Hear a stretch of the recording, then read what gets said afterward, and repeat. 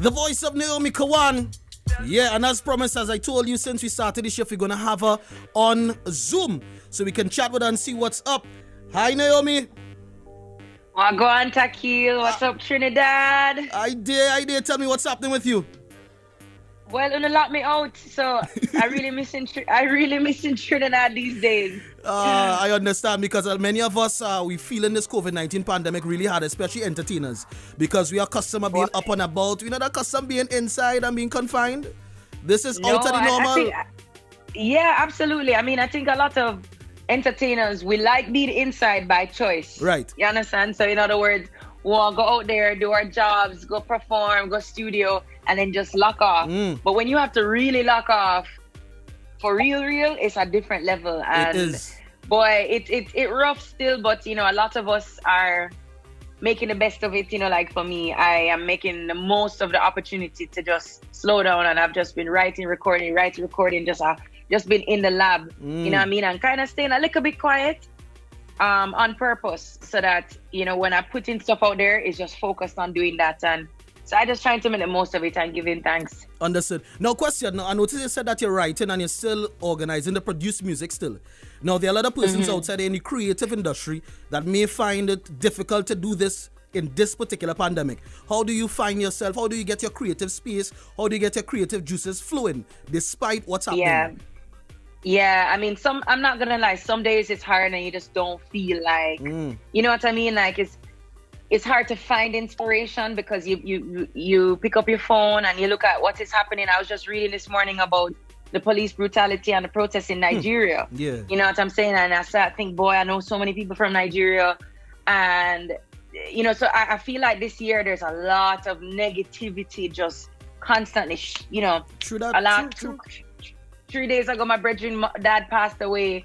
Don't know if it's COVID. All of these kind of things happen. And so I know for sure it's hard, but what I have done is just surrounded myself with the right energy. In other words, in a way, I'm not going to lie, I've distanced myself from certain people and certain things that normally drain you and kind of pull away from your good vibrations, and just focusing only on what is going to uplift me and keep me hopeful. Because at this point in time, the only thing that human beings really have is the essence of hope and the hope for something tomorrow and the next day and the future. So it's like, I can't manage anything that will pull away that from me, not just for my music, but just for who I am, like as a human being. So I know for me, I've just constantly focused on surrounding myself with, just like the people and the energy that will keep me upful.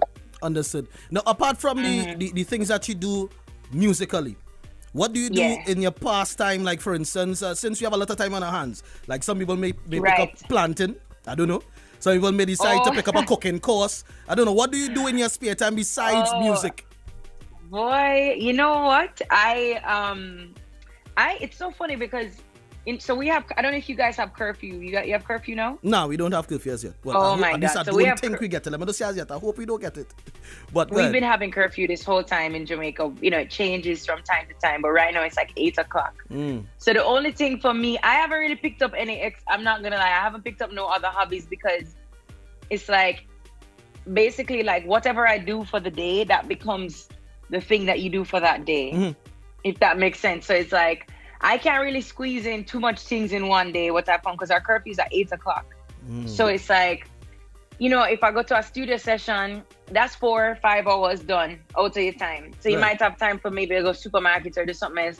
But then you finish, like, especially when you're creative and everything, by the time you're done that, you just want to like rest. Exactly. And prepare for the next day. So I mean, outside of making music, I've been working on other creative projects. So if you go on my Instagram, you'll notice that like I've been posting about this hair product I've been using called Mael. But I turned it into a bit of a mini documentary series instead of it just being about the products.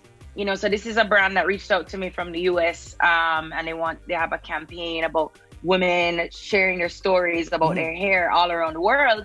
In the Caribbean and African diaspora too. So I kind of decided to make it about being a Black girl in Jamaica, growing up, not being sure about who you are, not being sure if you're confident about your hair, those kind of things. And so I mean, I have been taking on other creative pursuits in that way. You know what I'm saying? And so when we're posting the last one at the end of today, so go on my page and check it out. And at the end of it, I realized, oh my God, I really directed this whole thing. Like, I directed this little series. Because I've been seeing it, yeah. I never went into it thinking of myself as I never thought about like, yo, man, I direct this. I just said, hey, I want to.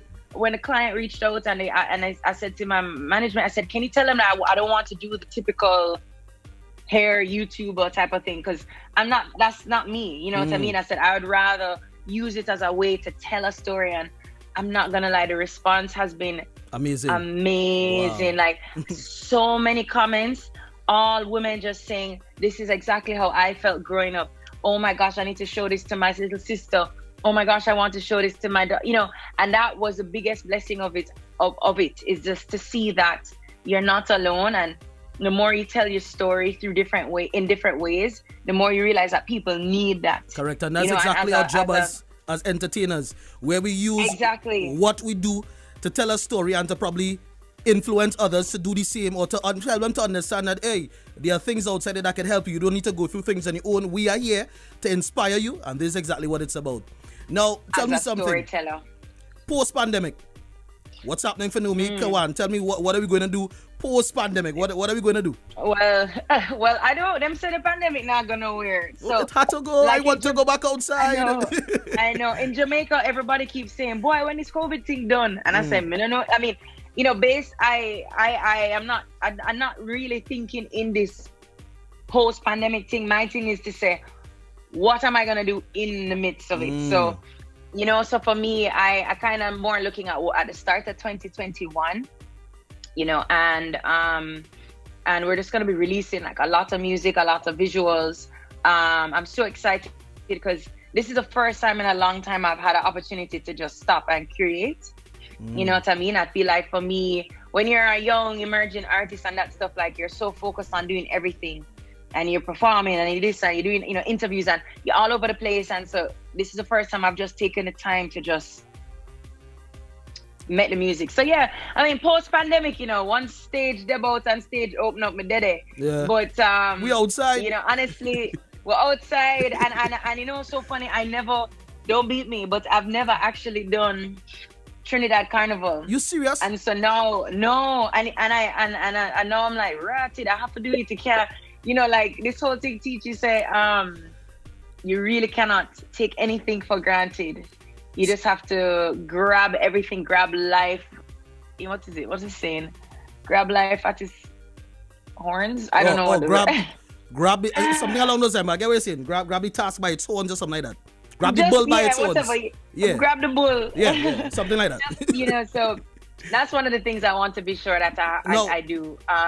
But I have to be taken care of. I can't just come in there. I have to come in and make sure everything's sorted out when I come to Trinidad for Carnival.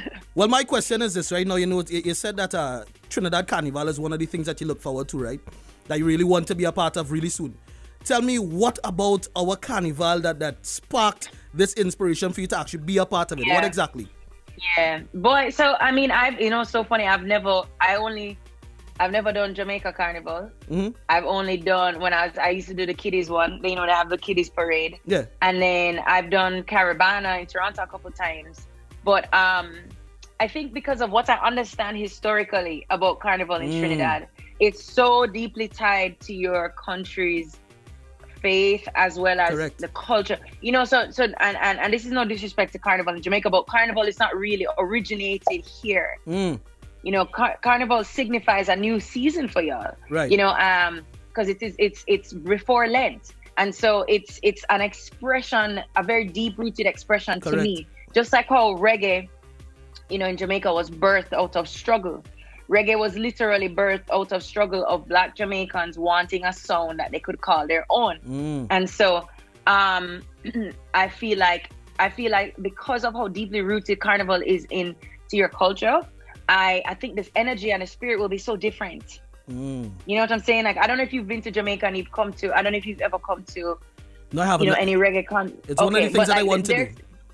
Yeah, but there's like one of the things I love is when you go to a reggae concert in Jamaica, attended by Jamaicans, is like it's even though the music is the same, the energy is different because it touches your soul in a different way.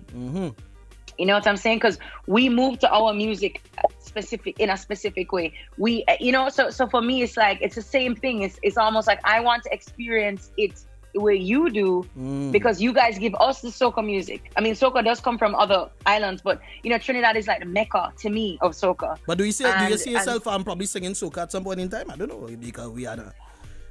I would love to. I love some of the more what you call like new soca vibes coming out, like Jimmy October. Right. Like a lot of Kez's new stuff is super sweet. I really love it. I actually reached out to Tano, who's a producer. Right. And I said, Brethren, come with work. So Tano, if you're listening, respond to my WhatsApp because we started to message. Because I'm very much interested in that energy. Because even my single Climbing, which you probably have. Climbing was produced in Trinidad actually by a producer named Wiz. Right. WMG Labs, and that song kind of has a like a soca energy, like soca Afrobeat. So I am interested, but you have to feel like me. You know what I mean? Yeah, understood. Now, in closing, now we know that you do a lot of stuff prior, because I remember the first time I actually came across your name would have been with regard to the CPL. That's the first time I actually came across your name, because I was reading through the article where what led up to you being a broadcaster inside the CPL thing, and I find it was a bit inspiring, because as you said in the interview, if I'm not mistaken, it wasn't something that you probably saw yourself doing, but because of the talent that you had, and because you saw people saw the talent that you had, they decided, you know what, let's push Naomi in this direction. Correct? Now tell me, how do you tell someone or advise someone based on that? Because there are persons that may be willing to step outside of their realm, but yet still they may be hesitant because that's not really me, I don't want to do that. Supposed to look goofy, supposed to don't come off correct. How would you advise someone about going about that, taking that step outside of your realm? Outside of it, you know what? I think that if the door is there, and the interest is there, the worst thing that could happen is that it doesn't work out. Oh boy. And I feel like a lot of times we think about failing before we even try. And that is what stops us on many occasions. And a lot of the people that have done amazing things in our world, like if you read the life stories of anyone that you really look up to, like Jay-Z or whoever, you realize that they just went and did the damn thing. You know what I'm saying? True. I feel as though that fear is such a powerful force, but if you can use it as a tool to drive you, you can become a master of fear. Understood. Because for me, every day I'm afraid. Like every day I'm afraid of like what could happen or what didn't happen, or So I think for me, what I would say is like if you're looking to try something that is outside of maybe what you went to school for or what you've worked on or whatever, but if there's something inside of you, just take one little step. Yeah, you know what I mean? That's what so my song Climbing is literally about that. And I hope you have it in the system. If you don't, Kieran will send it to you. Yeah, they will. But actually, we have a song line up here called Peace of Mind. You want to tell us a bit about it? Yes. Tell us about the Peace of Mind. Yeah, man. No problem. Yeah. So Peace of Mind is a song I did in collaboration with Protege's label, Indig. And basically, a lot of people started to notice that there was this like movement of young female artists, working together. And that really started like when I performed at Bob Marley Museum. I asked Savannah and Lila Ike to join me on stage, and it just became this thing, and people started to just like pay attention to us and blah, blah, blah. So Diggy or Protege was just like, hey, you know what? Let's do a rhythm. Let's do a beat with all four of you girls, including another artist. Her name is Jazz Elise. Right. And so here it is. It's called a rock and groove rhythm. All right. So here's what we'll do. Give us some closing words. Yeah. And then you can introduce the song and let the nation, let the world hear Peace of Mind. Yeah. So give us some closing words and then introduce the song. Okay, no problem. Well, everybody, just a reminder to stay hopeful and, you know, stay connected to yourself in this time. You see me? Find your peace of mind. Find whatever it is that brings you peace. Even if it is just taking 5 minutes to give thanks for the fact that the sunrise in the morning. You know what I'm saying? Those are good things that you have breath in your lungs. Some people do not have that, and people are losing family members every day. So this is Peace of Mind. Hope it brings you some joy and peace of mind. It's Naomi Cowan. Definitely. Thank you again, Naomi, for taking your time off to have this discussion with us. And we appreciate you all. Keep good. Man. Enough love. Thank you.